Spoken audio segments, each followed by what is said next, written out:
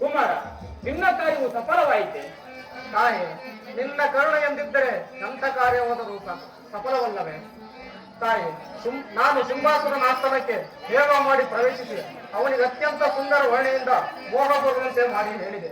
ಆಗ ಅವನು ಅತ್ಯಾನಂದಗೊಂಡು ನನ್ನನ್ನು ಬಹು ವಿಧವಾಗಿ ಹೊಗಳಿದನು.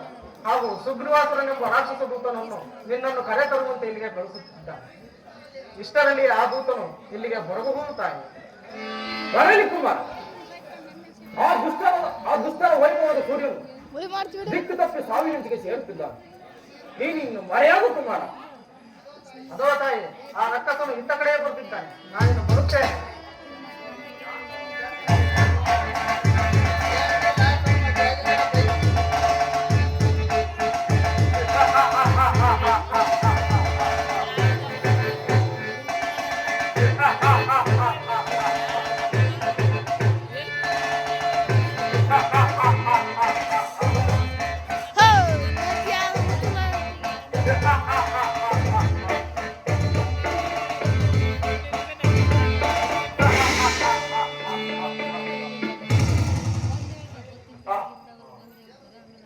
ಏನು ಸೌಂದರ್ಯ, ಏನು ರೂಪ, ಏನು ಲಾವಣ್ಯ! ಜಗದಲ್ಲಿರುವ ಲಾವಣ್ಯ ಸಿರಿಯನ್ನೆಲ್ಲ ಹೀರಿ ಎರಕವುದಂತೆ ಕಾಣುತ್ತಿರುವ ಅಬ್ಬ, ಇವಳಾರಬಹುದು. ಈ ಜಗತ್ತನ್ನೇ ಹುಟ್ಟಿಸಿರುವ ಆರ್ಯರಾದಿಗಳನ್ನು ಆರಬಹುದು. ಗಂಧರ್ವ ದೇವ ಕನ್ಯರು ಇವಳ ಎಳಗಾಲ ಉಂಗುಷ್ಟಕ್ಕೆ ಸಮರಲ್ಲ. ಇಂತಹ ಲಾವಣ್ಯವತಿಯನ್ನು ನೋಡಿದ ನಾನೇ ಅಂತೂ ನಮ್ಮ ಧವನವೆಂದರಿಗೆ ತಕ್ಕವಳೆಂದರೆ ಇವಳು. ಇರಲಿ, ಇವಳನ್ನು ಮಾತನಾಡಿಸಿ ನೋಡೋಣ. ಎರೈ ಲಾವಣ್ಯವತಿ, ನಾವೇನು ನೀನು ಮಾತನಾಡುವೇನು? ಸರೈ ಸುಂದರಿ, ನಿನಗೆ ಮಾತನಾಡಲು ಬರುವುದಿಲ್ಲವು. ಇಲ್ಲಿ ಮೃಗ, ದಂತಿ, ಸಿಂಹ, ಶರಭ, ಹುಲಿಗಳ ಆವಳಿ. ಇಂಥವುದರಲ್ಲಿ ಭುವನೈಕ ಸುಂದರಿಯಾದ ನೀನು ಈ ಘೋರ ಅರಣ್ಯದಲ್ಲಿರಬಹುದು. ಆಗ ನೀನು ಮಾತನಾಡುವೆಯಲ್ಲ.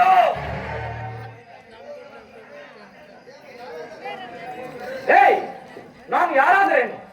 ನಿನಗೇಕೆ ನನ್ನ ಬರಲು? ನಿನಗೇಕೆ ನನ್ನ ಸ್ಥಳವೇ ಇದು? ನಿನಗೇಕೆ ನನ್ನ ಸಂಗಡ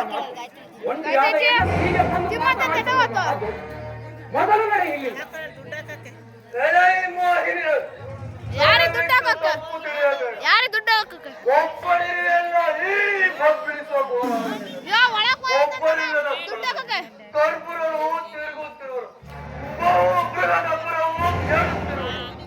ಆದ್ದರಿಂದ ಕೇಳಿದೆ, ಇದರಲ್ಲಿ ದೋಷವೇನು ಬಂತು?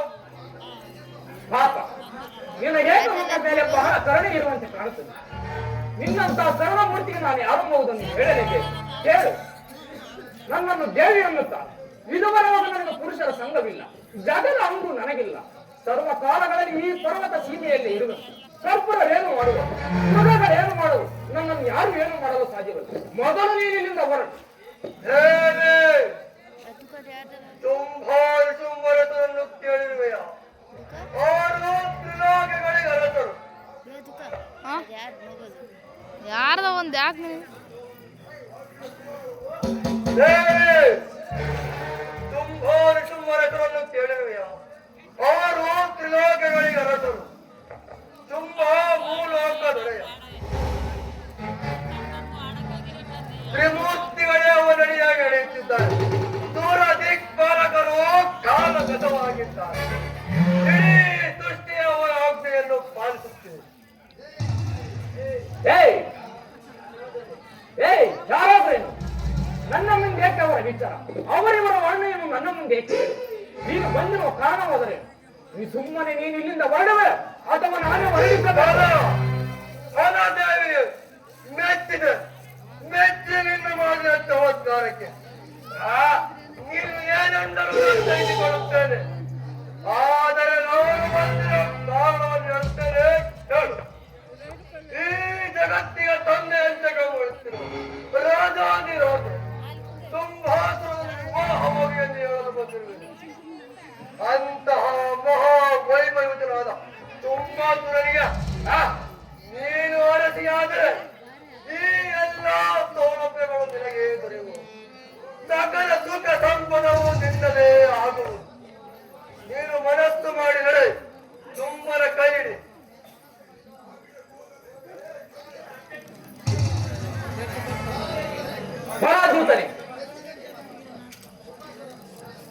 ದೂತನೆ ಮೆಚ್ಚಿದ ನಿನ್ನ ಸಿಂಹಾಸುರನ ಶೌರ್ಯ ಸಾಹಸಗಳು. ಆಹಾ, ಎಂತಹ ಸುಂದರ ಸುಕುಮಾರ. ಹಬ್ಬ, ಇಂಥ ಪರಾಕ್ರಮಿಗಳನ್ನು ನಾನು ನೋಡಿಯೂ ಕೇಳಿಯೂ ಇಲ್ಲ. ಹೌದು ಲಾವಣ್ಯ ದೇವಿ, ಹೌದು ಲಾವಣ್ಯ ದೇವಿ, ಹೌದು ಲಾವಣ್ಯ ದೇವಿ. ನೀನು ತುಂಬನ ಕೈ ಹಿಡಿದರೆ ಸಿರಿ ತುಂಬುವುದು ನಿನಗೆ ಓಡರ ಬಾಳ ಮರಣಕ್ಕೆ ಸಿದ್ಧರಾಗು.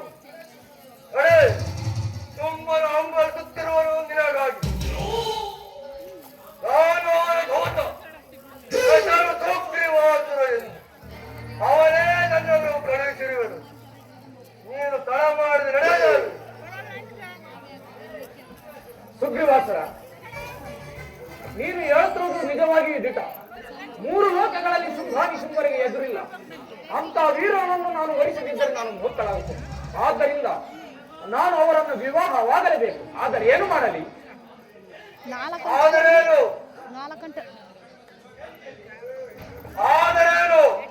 ಸ್ವಲ್ಪವೂ ಯೋಚನೆ ತುಂಬನಿಗೆ ಅರಸಿಯಾಗು. ಸುಗ್ರೀವಾಸುರ, ಏನು ಮಾಡಲಿ? ಹತ್ತಿಗುವುದು ನನಗೆ ಪ್ರಾರಬ್ಧ. ಕಿತ್ತು ಹಾಕಲಬಾರದಾಗಿದೆ.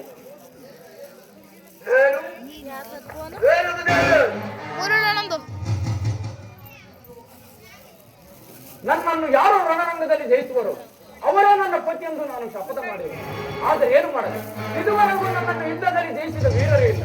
ಈಗ ನಿಮ್ಮ ಅರಸರಾದ ಶುಂಭರ ಏನಾದರೂ ನನ್ನನ್ನು ರಣರಂಗದಲ್ಲಿ ಜಯಿಸಿದರೆ ನನ್ನ ಅದೃಷ್ಟದ ಬಾಗಿಲು ತೆರೆದಂತೆ ಇರುತ್ತದೆ. ಆದ್ದರಿಂದ ನೀನು ಹೋಗಿ ನಿಮ್ಮ ಚಕ್ರವರ್ತಿಗಳನ್ನು ಇಲ್ಲಿಗೆ ಕಳಿಸುವಾಗ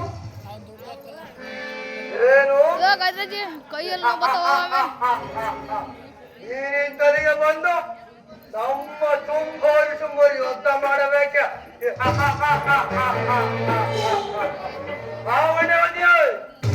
ನೀನು ಜ್ಞಾನವನ್ನು ಸೀಮಿತಲಿಟ್ಟುಕೊಂಡು ಮಾತನಾಡಿವೆಯೋ ಇಲ್ಲೋ? ತ್ರೈಲೋಕಂತ ಶುಂಭ ಕಾಡುತ್ತವರ್ತನೆ ಜಂಬವನ್ನು ಯಾರನ್ನು ಸೋಮರೆ ಈ ವಿನೋದವನ್ನು ಬಿಟ್ಟು ನಡೆ ಹೋಗೋಣ. ಸುಗ್ರೀವಾಸುರ, ನಾನು ಹೇಳುತ್ತಿರುವುದು ವಿನೋದವಲ್ಲ, ಇದು ಬಿಟ್ಟ. ಅವರೇ ಬಂದು ನನ್ನ ಜೊತೆ ಯುದ್ಧ ಮಾಡಿ ಗೆದ್ದರೆ ನಾನು ಶುಂಭನನ್ನು ನಿಜವಾಗಿ ವಿವಾಹವಾಗುತ್ತೆ. ಈ ಮಾತಂತೂ ಆ ಸೂರ್ಯನಷ್ಟೇ ಸತ್ಯ. ನೀನಿನ್ನು ಹೊರಡಬಹುದು.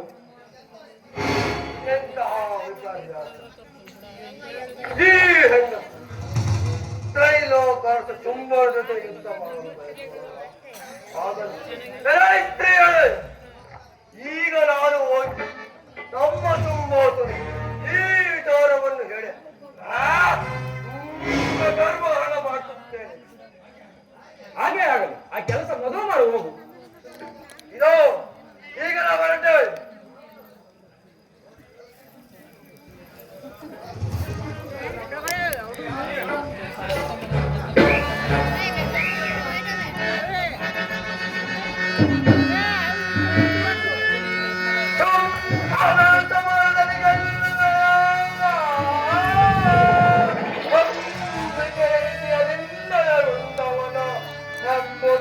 ಬಲಿ ಕೊಡದಿರೋ ತರುಣಿ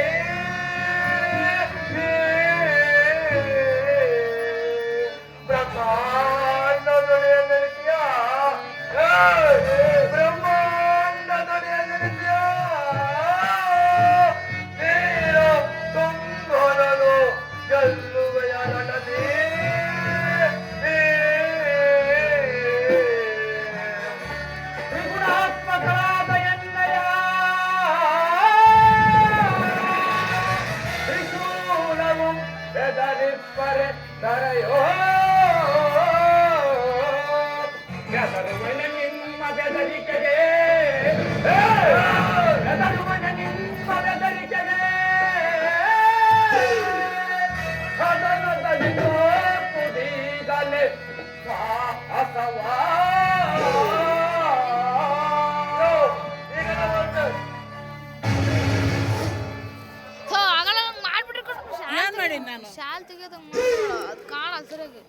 ಎಲ್ಲ ದುಷ್ಟ ದಾನವ ಪುಣ್ಯಗಳೇ, ನಿಮ್ಮನ್ನಂತೂ ಕಡಿದು ಕೆಡುವನು ಭೂಮಿಯ ಮೇಲೆ ಪರ್ವತ ಉರುಳಿ ಬಿದ್ದಂತೆ.